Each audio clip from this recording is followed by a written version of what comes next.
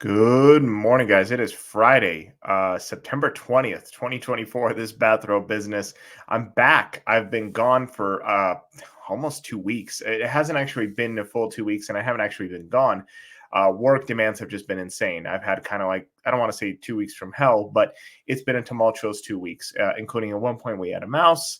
My car is still in the shop, a whole host of other challenges, but I'm back on track. So I haven't been able to report on a bunch of major news stories. And the major one I'm going to cover today, of course, is going to be interest rates and why I think we have just sowed the seeds to destruction that is going to come. But we'll get to that.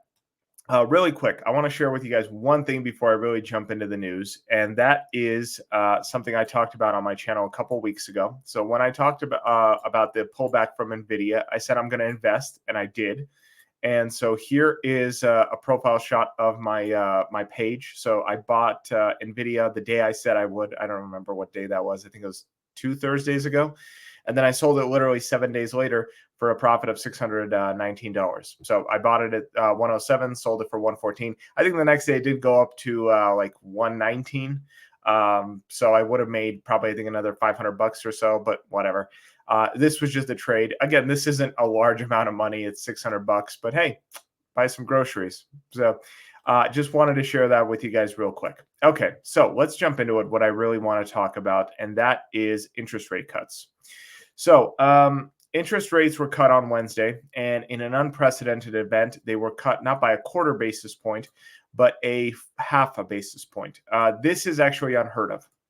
So outside of crises, this does not happen. So this is just the article that's giving the recap from CNBC.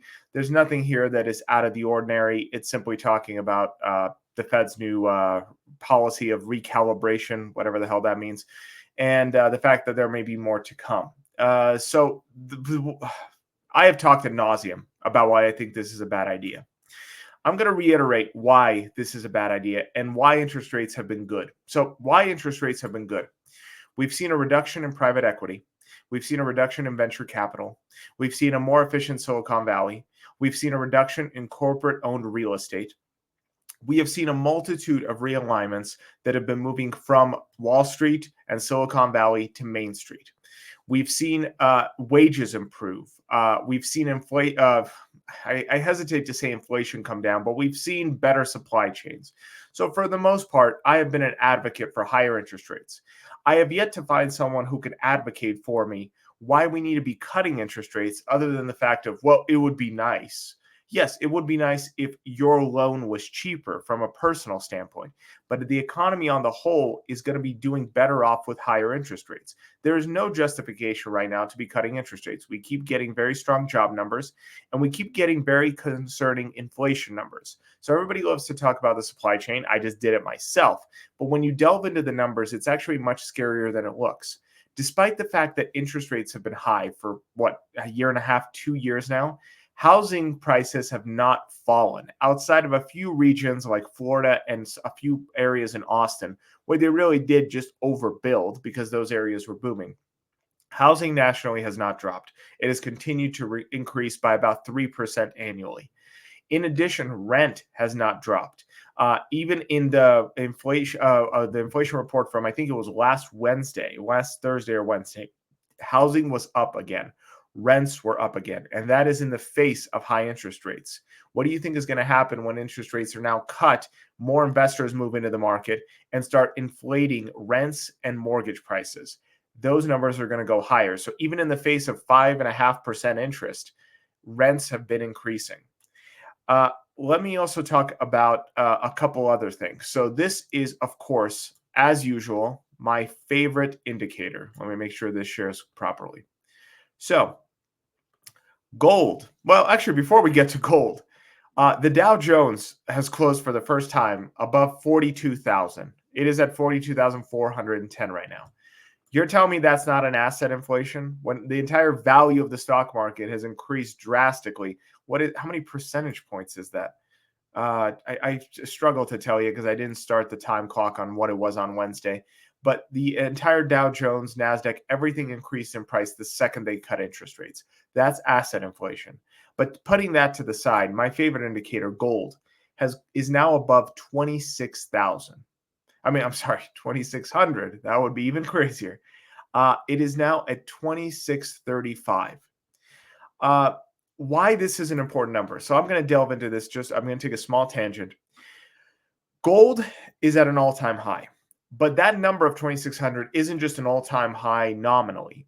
It is an all-time high historically. So in the 1970s, during the Volcker period, when interest rates were heading into, what is it, like 12%, 13%, those crazy high interest rates of the 70s and early 80s, gold was exponentially increasing, and it peaked at about the $800 price. It could have been 820, it could have been 850. I didn't look up the exact numbers, but it was in the low to mid 800s. So gold had hit 800, and then Volcker came in. All those interest rates increased. The economy improved. Interest rates fell. The economy grew. Roaring 80s. We all know the story. Gold fell to about 300 in the 90s and then steadily started increasing. But why the 2,600 number was important? If you adjusted for inflation, if you were to judge the numbers by in the 80s like you would by today's standards, gold had actually hit a high of 2,600. So when it hit that 850, that would have been 2,600 by today's numbers. So in other words, we have now broken the record high of the 1970s and 80s. We are not just at an all-time high nominally. We are at an all-time high historically when it comes to inflation, because gold traditionally does not increase in value. Gold stays at the same value and everything else increases around it. That's why this number is so scary, is because this means that this is just the first step. This is just the beginning of inflation starting to go higher. We are sowing the seeds of the next crisis, because everything I just said about Wall Street, private equity, Silicon Valley is now all going to start to reverse as their money starts to flow, as more money flows into these areas that cause the bubbles, because it's these major sectors that start to inflate the market that then when it bursts, we're the ones that suffer on Main Street. Another thing I want to talk about is the fact that government spending is going to be increasing as well. It's no secret that the government is spending like, I don't know, like a teenager with a credit card. Let's use that analogy.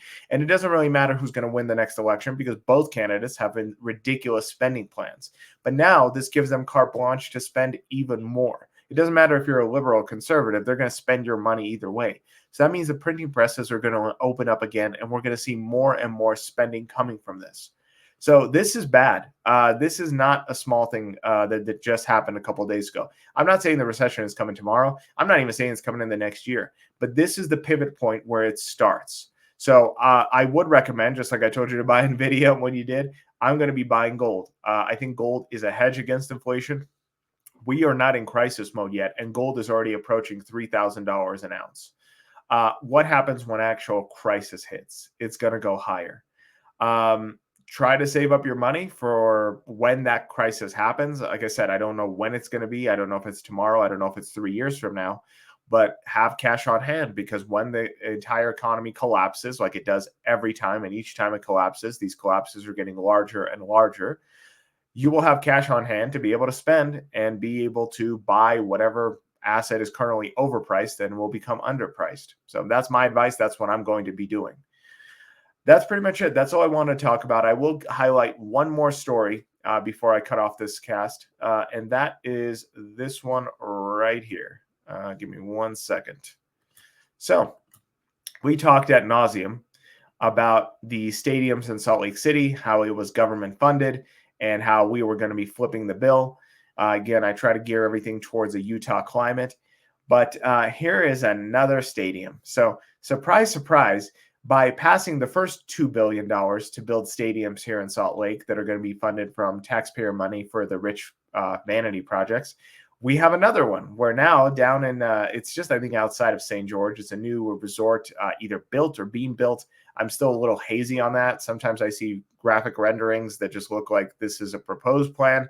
Sometimes I see renderings that look pretty legitimate. I think there is already a golf course, but I think they're building a massive facility down there as well. But it's called the Black Desert Resort in southern Utah.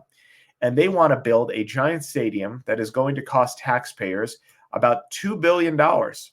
So this is Utah taxpayers again, in addition to the $2 billion we just gave to the MLB and NHL stadium. So lovely. Are we surprised at all? that we have set a precedent. Now, every billion-dollar corporation is going to flock here because they can get tax breaks. So I'll leave you guys with that. I hope to be back Monday. Things are still crazy, but I will try to get back into the swing of things. So have a productive Friday, and I hope you guys have a great weekend.